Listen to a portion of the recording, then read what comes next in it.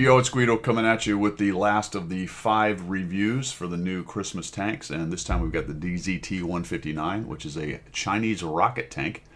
As you know, they have the heavies that have rockets. This is the first medium, and it is a premium tank at tier 9, so it's making bonds, which is nice. It's making credits, and it is making extra experience for you as a premium tank. And it's a medium tank with rockets, so right off the bat, it's got 10 actuations for 5 seconds as opposed to the 10-second actuation with less for the heavies. I think the tier 10 might have 8, 7 or 8, and what's the 9 have? 5 or 6, something like that. Interesting tank. Probably, I would say, of the 5, it is in the running for the best of the 5. You may have a different opinion. I think it's really between this one, maybe the Squall is kind of a sleeper potentially, and the Contradictus, which is pretty good. But honestly, I think this is probably the best of the 5 overall. Not bad at all. How did I run it? We're running a turbo. We've got a rammer and a vert stab there, trying to help out the gun just a bit. I think the turbo or the experimental turbo or some kind of turbo is sort of mandatory on this tank. It's not very fast for a medium, and that will help you get around otherwise. It is quite nice though when you hit the rockets because this thing will zip along. I'll show you this game mechanic when we get into the replays. For the crew, you can see that I've got a really good crew over here. It's 1, 2, 3, 4, 5 working on their 6th, and I think they're my 121 crew, which it matches the 121 crew. You've got a commander, gunner, driver, radio operator, loader. So it does match some of the tech tree tanks for the Chinese at tier 8, 9, and 10 or so. So that's nice. Take a look at its pen. We're sitting at 260 with a standard round, which is decent. It only gets up to 310 though with the heat round. That's good enough for most things, but not amazingly high. The shell velocity is pretty good for both of them, 1,000 and 1150, and it's got a decent HE round actually with a 530 average damage and a 68 pen because it's rocking a 440 alpha, so pretty big cannon. Not the biggest, of course. I mean, you've got what E50 sitting at 490 or whatever it is, kind of thing. Is it 490? I'm not sure. I think it is. With the big gun on it. That might be the tier 10. But anyway, 440 is not too shabby. It's a relatively long reload, though, at 9.45. This thing is not necessarily about just DPM, but we'll do a little comparison against some of its peers there. How did I do? Let's take a look. 50% win rate. Now, I rocked a really good first game, which didn't have well, I was going to say it didn't have a whole lot to do with the tank. I guess it did, obviously, since the tank is pretty decent. But it's just one of those games that comes along every now and again. I dropped 7,700, I think, damage. We'll take a look at that when we get to it. That's going to skew my numbers a little bit, but overall, did pretty well, even with the 50% win rate right here and a 1,116 average experience. I was averaging 3,079 damage. Now, obviously, that 7,000 damage game is going to skew that number pretty high, but even removing that, call it just an average 3,000 damage game, I'm probably around 2,500, 2,600, which is pretty good. 74% hit rate. I've got 2.09 damage, 3.4 destruction, and armor use at 0.44. The turret's actually decent. We'll take a look at the armor profile in just a minute. Pretty good. I found myself able to use this as both a medium and as a kind of pocket heavy if you need to. With a good gun depression and a decent turret, you can actually take on the heavies pretty nicely, which is not too bad. I'm not saying you want to just run in front of them and start bashing your head on heavies, but it can do it if you need to do that. So not bad overall for my results. All right, let's take a look at a quick comparison, and then we'll look at the armor profile in just a second. I have 3 interesting ones here. I've got the Patton tank, which is known to be an absolute dog, so we're going to compare it to the Patton tank, which was a free tank we got last year, and the KPZ, which is a reward tank and is probably one of the best, if not the best, tier 9 medium tank. So we'll compare those. Average damage 440, it's the highest of the 3. Pens pretty good at 260.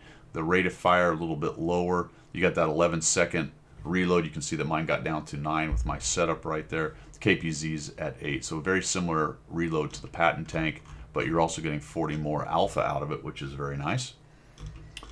We've got a gun traverse. Now, I will say that the whole traverse is slow at 26. You will notice that, so be careful with the turret traverse. You may have to do a little bit of the turn the hole and turn the turret at the same time. I think I said -10 gun depression. That was a lie. It's -7. I thought it was -10. Well, there you go. -7 will make it a bit tricky to use in some of the hold down positions. Aim time's kind of long at 259, and its accuracy is not great. That's the one knock I had on it. It was on occasion very frustrating for those mid to long range shots, just kind of missing them. It's not necessarily a sniper, all right, like the KPZ's .32, just to start with, which is fantastic. DPM is okay at 2,353, but as you can see, the Patent Tank's known for a low DPM for Tier 9 mediums, and it's only 21, so we're only a couple hundred above that. It's not amazing DPM-wise. 1,600 hit points, low side for the rest of these. The hull's 120, the turret's 270, so as you can see, that's actually not bad for the turret right there. 150 on the side. It's got 80 on the side, which does make it a okay side scraper. You know, notice the hull of the KPZ is 40. You don't want to be side scraping against like 122 caliber Soviet guns with that going on there with the triple overmatch. We've got, which is why it's not, you know what, 41 or 42. It's 40. That way it can be triple overmatched by the Soviet 122s. Huh? 40 kilometers an hour is not very fast. For a medium, the Patent Tank is known for being slow, so there you are. It's also slower backing up than the rest of them. But what does it have? It's got this actuation of 7 jet boosters. I guess I said 10. I was incorrect again. It has 7 jet boosters and has 5 seconds of jet boost as opposed to 10 seconds, which is what the heavies have. All right, traverse speed on the whole is nice at 41.72, so it does. It's quite capable in the spinning situation. Top speed of 68 though with the boosters. That's zipping along, guys. That's zipping along. So 40 and it top out at 68 for the 5 seconds that your boosters are cruising along. That's very nice. 390 on the view range, which is pretty good, and it's all right on the camo for a medium. It's got 14 stationary and 11 while moving. None of those numbers especially jump out. I think it's the rocket boosters and having 7 actuations, and then pretty darn good armor and okay speed, you know, ability to get around the map. That's really going to help this thing out. And I think if you like mobility and maybe a bit tougher of a medium, not a glass cannon, but a bit kind of tougher medium, this might be right up your alley. All right, let's take a look at the armor profile on it. All right. Armor profile, there it is. Pretty good turret, fellas. Pretty good. You're talking 300 effective with the angle. Well, it's not a whole lot of angle there, but it is 270 with a bit of angle. We've got a mantlet that actually looks a little weaker, but it is spaced, maybe? No, not really. It shows space. Oh, 170 space. There you go. Interesting. There are a couple hatches up top, so those are vulnerable. They're quite thin, but they can be hit. And the hole is just, as you can see, butter for just about anything at its own tier, and even a whole bunch of the tier 8s right there. Side scraping, as you can see, that side's nice, but of course you're probably exposing some of your hole potentially right there eventually, so there's just butter right there. But you will get bounces off of the side. Decent turret, fellas, decent turret. How is it doing overall? Well, we looked at that on Coffee Talk, and it's doing pretty dang good. It's number 2, but realize that the skill level of the players right now that are playing it is pretty high, and it still has a minus 0.57 win rate differential from the win rate of the people who play it and the win rate average that they're getting out of it.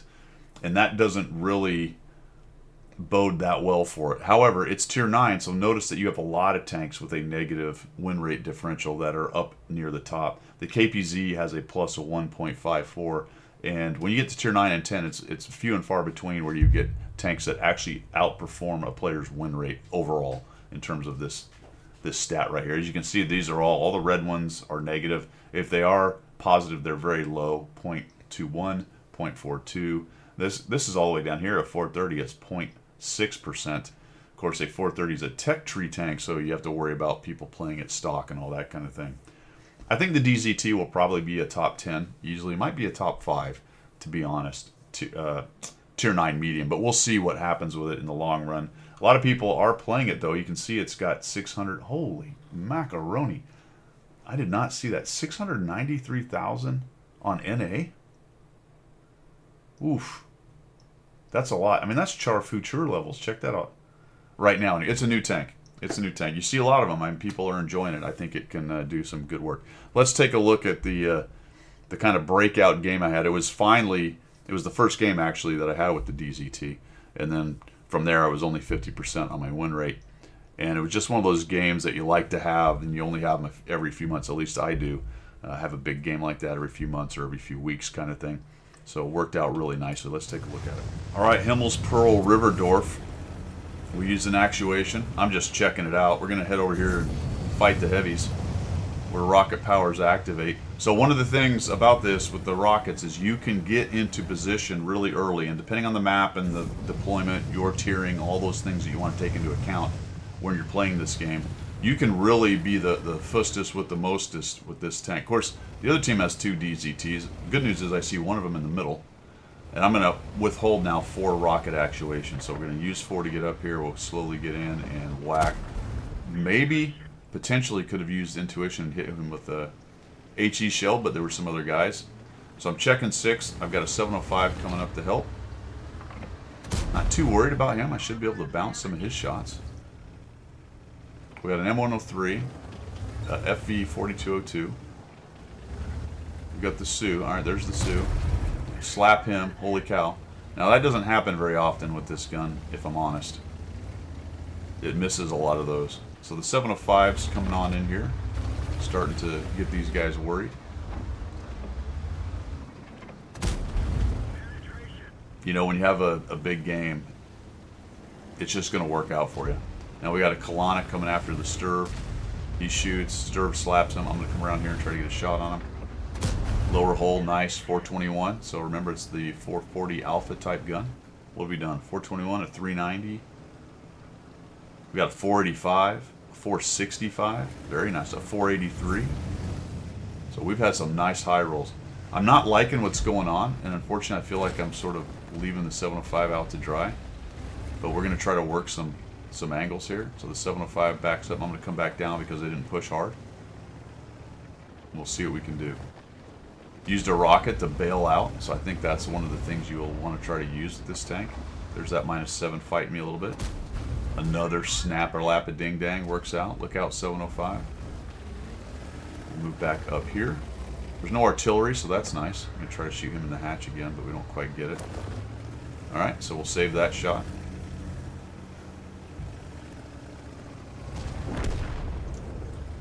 Now, I'm going to have to admit to something. I will be covering up the chat later in this battle because I get spicy. Very spicy, actually. We'll just leave it at that, but we'll talk about the team and what they're doing and what they're whining about. Thought about taking that shot, but I was worried about those two. We lost our 705, so we're a 4v2 here. Shoot him in the side. Got a 452 high roll. We'll take that. He's fixed that track, so we'll back out of this thing. And I'm thinking I'm probably just going to have to bail. I can see that we have the middle hill, so that's nice. We've got a nice advantage going on. Then we lose the Sturv, so I'm going to have to back out of this thing. We're going to turn around and run. Use the rockets. Then I see this 103 coming back to help me. And I'm like, okay, geez. Which he dives off the edge for some reason. And I've got another DZT, so maybe the two of us can hold these guys off right here. We've lost some tanks, so that initial advantage we had has gone a little bit away. We've got some pretty good power of theirs over here. Really pretty lucky, but I've still got some heat rounds, so I get into that upper superstructure. That works out real nice. I will say that, again, big games like this, you often get really good dispersion, RNG, etc. I missed a lot of shots like that in the other games with this tank. It's not as accurate as it's playing right now for me. This game really worked out. Missed that one though. But I did bounce an XM 630 Alpha shot, so that worked out. We're up to 35. I don't know what the 103 is doing over there. I like the other DZTs in there, but I just don't want... There we go. We shut that guy down. That was nice. And now we can push in and try to find this Yag Tiger. The DZT's doing some good work on the 103. He's staring at me. Yep, he's just sitting there. I'm going to use this dead tank. I'm hoping he can't shoot underneath it. So he sees me, so I want to keep him busy while this 103 sneaks around behind him, and I hope that DZT can kill the M103. I see him start to move, so that gives me an opportunity. He gets shot in the back. So he's got to make a decision. Stare at me or back out and try to take this guy on. Probably a good decision if he can kill the 103, because the 103 is low hit points. He kills him, I'm going to try to ram him. Actually, I bail out of that because I know the Yag Tiger's heavier. So our DZT, I think, oh, this is the Kalana he was fighting, okay. So we'll come up here, now we'll tag team the Kalana. The rest of the team is sort of struggling. I see the Kalana turns and runs. I don't think, because I know that thing has a really slow pole turn, pole traverse. So he had no good choices. And I will head off this way. I think I use the rockets again maybe here. Because I want to get up and help the AMX with the Leopard. And that's one of the things I like about this. If you have kept some of your rocket actuations, I was sort of using them, you know, this was the first game. So the first two, I just wanted to see kind of what it did for you. And I got into that good position initially, got me an early shot. I'm glad I got some backup to come back. But I was a little bit careless with the actuations. But it was nice to have them there, and so I could speed back around this corner and come maybe help this Leopard. Not Leopard, but the AMX. Now he's getting tag teamed by the T-44. So I know I can shut down the Leopard PTA. So we'll do him first. There we go. T-44 gets a shot on me, but it's only a track. That's nice. Alright, so this is where it starts to get spicy, where I'll be covering up the chat. I'll talk about what they're saying. I've got 5,200 damage, three kills. So the DZT is pushing across. I really wish he hadn't done that right there, but he might be looking at this going, all right, we got this. I'll just get up in there and we'll find the Sturb or whoever might fall back. What I didn't want to do is come around this corner and start getting wrecked by the Sturb shooting at me, trying to kill the T-44. I didn't really feel like with 8 minutes it was time to YOLO the T-44 and try to close him out. I didn't really have any help. I had the DZT. I have a TL7, but he doesn't have a whole lot of hit points. So I'm going to just do the discretion is the better part of valor thing here. Kind of push him back. I'm like, all right, I don't want to go around this corner. Oh, maybe I did push a little bit. Yeah, I don't go down the hill, though. There he is. So I get spotted. Uh-oh, there's the DZT. All right, so he's around the corner. So their DZT fell back. I'm imagining the Sturb has fallen back somewhere. A little bit of a hesitation right there.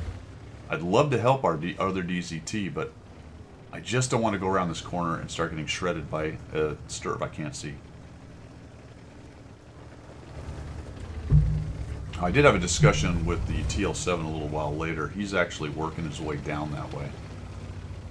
And honestly, to some extent, I kind of wish I'd have pushed down with him because I think their Sturb was pretty well out of position. Now, the Indian and the JP are going, I don't know where they're going, to be honest. All right, there's the 103.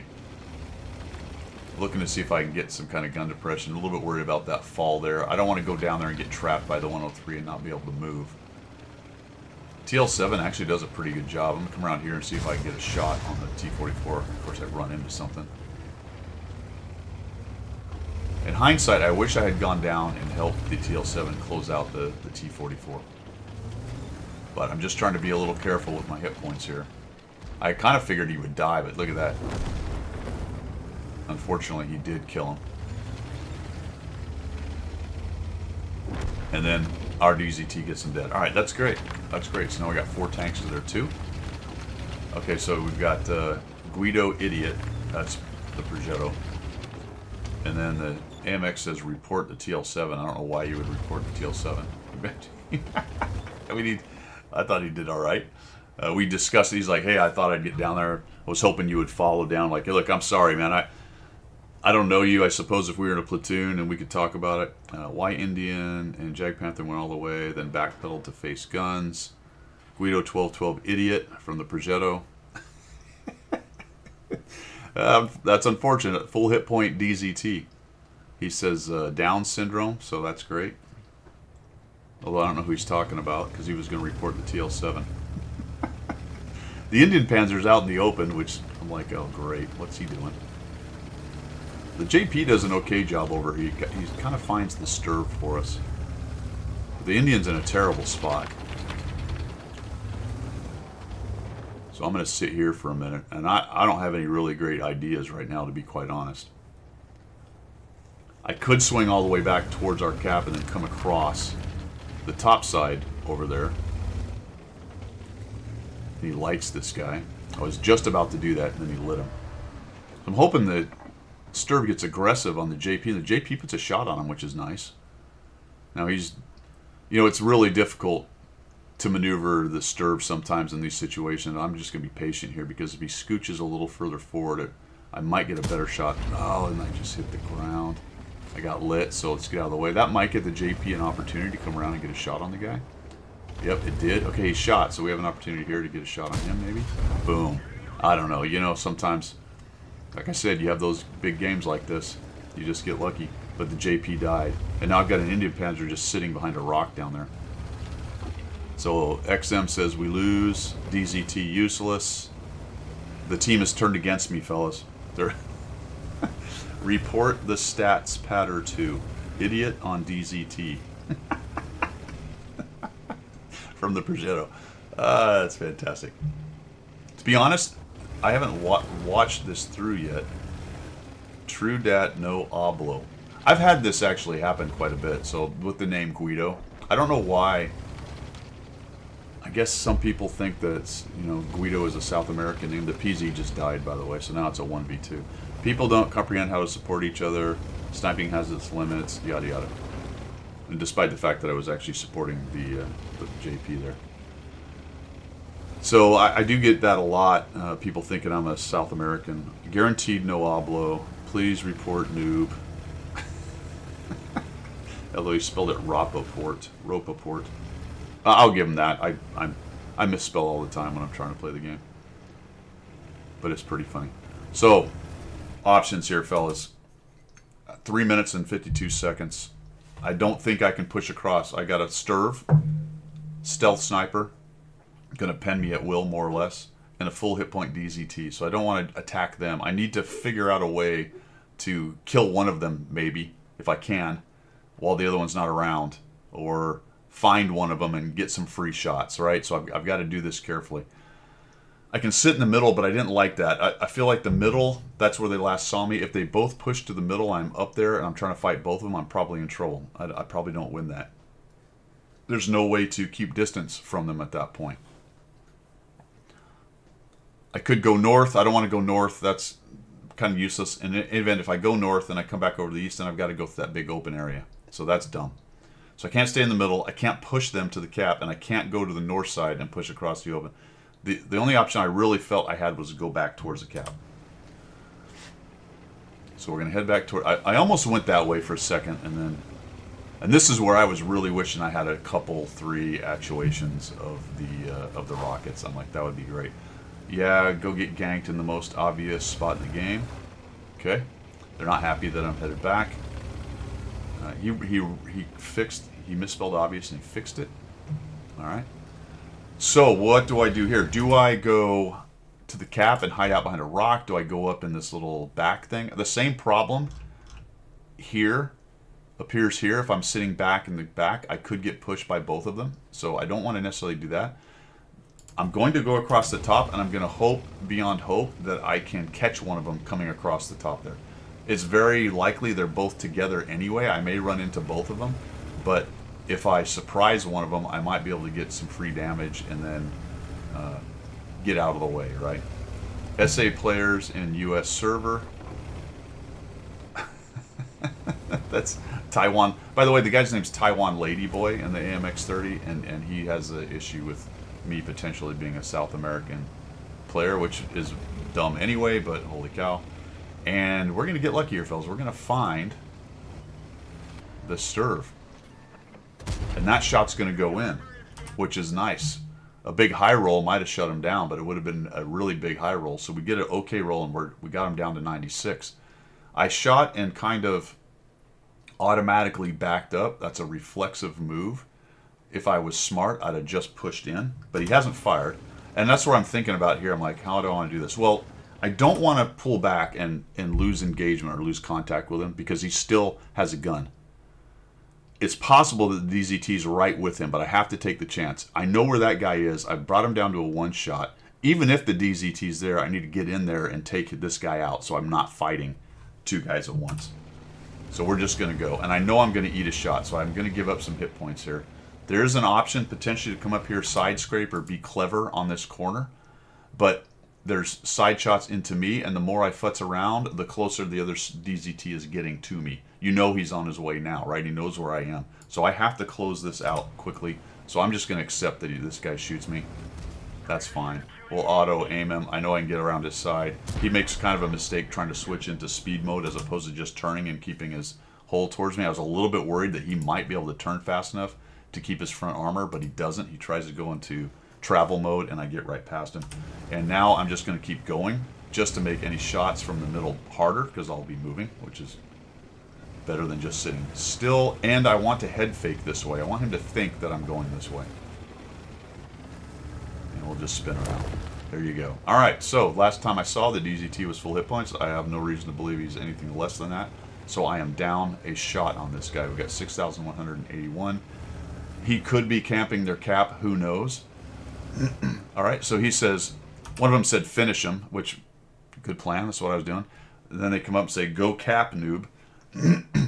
There's no way. I can't get to the cap. That was a dumb comment. It's a minute, 51 seconds. There's no way I can get to the cap and cap that guy.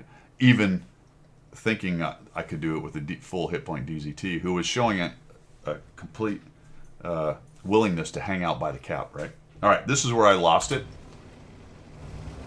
I'm just going to come up here, and now I'm typing. And so, again, I should take my own advice, which I don't all the time. I am sitting here typing. I've said this before in games. Oh, that moron's typing. Here I am typing, and watch what happens. My timing could not be worse on this. I'm like typey, typey, typey, typey, typey. Uh-oh. And now I'm flailing to try to get back to my controls. And then I shot. When I was coming back in, when I got... I grabbed the mouse, and I clicked the left... I clicked the left button, and I fired. So I have made mistake after mistake after mistake, just so I can type and tell someone to, you know, all this stuff. And here comes this dude, full hit points. I'm just like, please miss, and he doesn't. And now I'm thinking I'm in trouble. And one of the guys goes, he gave up. And now he's laughing at me. I'm like, okay, well, now I've got to 1v1 this guy. I got to do the best I can. I'm going to go ahead and take this shot. See, we track him. Didn't work. Low roll. Not bad. Now I'm backing up. I'm like, okay, I can't win this. Letting him have a shot at my lower hole, nice and easy shot, or side shots into my wheels or whatever. So the only thing I really can do is I'm going to have to face hug this dude and try to get a few bounces off my gun barrel or a goofy angle or something to start to get back ahead of him in hit points, because I still have a shot, or he still has a shot on me. So I've got to get in here, and there we go. Nice. So we give him a bit of an angle. Okay, fantastic. We've evened it up, but remember, he still is reloading faster than me. His next shot.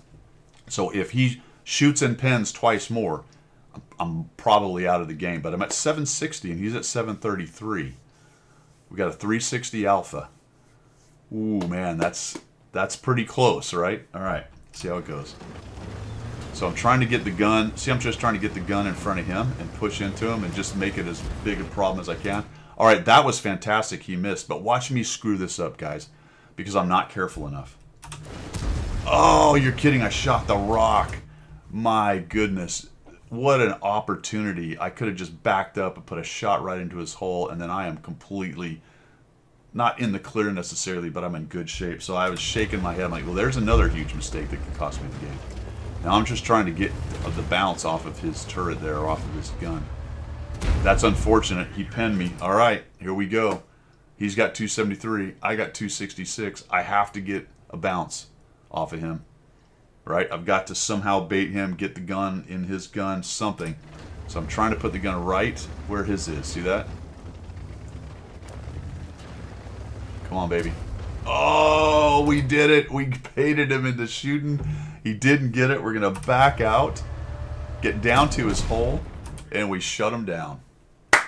7,781 damage, 1,650 bounced, 5 kills. And I'm going to type one more thing to him here at the end. But yeah, don't type crap into chat. Sometimes I've been playing that day for. I'm going to give an excuse. Here's an excuse, which doesn't make it any better. But the excuse is, I'm playing the game for a while, not necessarily playing very well. I'm uncorking a pretty good game. I'm working as hard as I can to win this thing, trying to maintain hit points, all that stuff. And it's just the carping from the team, especially people who are saying idiotic things. Drives me a little bit crazy. I should be better and able to ignore it, but sometimes the competitive side of me is unable to do so. The worst part of it, though, is not as much the typing, which shouldn't happen. It was when I did it, which was completely inappropriate. It's kind of like in aviation. You're going to aviate, navigate, communicate, right? If you're the first thing you got to do is aviate. The first thing you got to do in the game is you got to play the game. And then if you have time for all those niceties, that's great. Navigate and communicate. You need to do all that stuff. But if stuff's going badly, you may be all the way down to just the aviate part. I needed to just do the playing the game part there, because a couple mistakes, especially the typing while a guy comes in and gets a shot on you, is an absolute problem. But luckily I was able to pull that one back from the brink. So there you go. DZT, let's finish this up. Uninstall Tomato. 2 sniping noobs at it. All right.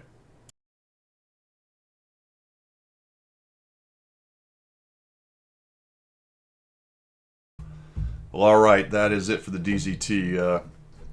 I had that was the first game, and it was 7,000 damage, just uncorked a really good game. So you come away from that going, oh, wow, this is a really good tank. And I think it is a pretty good tank.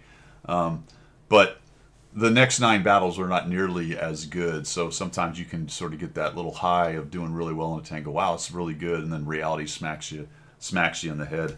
I think it is a pretty good tank, but clearly I'm not going to drop 7,000 a game. I'm not even going to drop 3,000 or 4,000 a game probably. But that was a nice start to it, and I quite enjoyed the tank, and it does have some strengths. Clearly, I got lucky in multiple cases on that game, but it's not whether you get lucky, it's what you do with that luck to follow on. I think you will like this tank, though, if you've got it. I might mess around. I'll probably have a second setup, and I may not keep this setup right here. This is sort of a hybrid setup. I think a lot of people would recommend using vents instead of vert stab. It's just taming this gun. I got it down to 0.35, which is not fantastically accurate. You could put an IA on it, but what are you going to lose? Don't know. I mean, I suppose you could also have an argument to get rid of the rammer. I've seen a lot of that with other equipment thrown in there instead of rammers, because sometimes that, 0.4 seconds or whatever it is a rammer gets you isn't really that important compared to the rest of the skills. So let me know how you guys set it up down there. I'm going to work on that. I think once I start to do the 100 battle challenge on it, I will absolutely be putting the experimental turbo on it, so I'll get a little bit of gun handling out of that. Then I can drop the vert stab and put something maybe like vents or an IA or something like that. All right, that is all I've got, guys. Have a great one. We will see ya.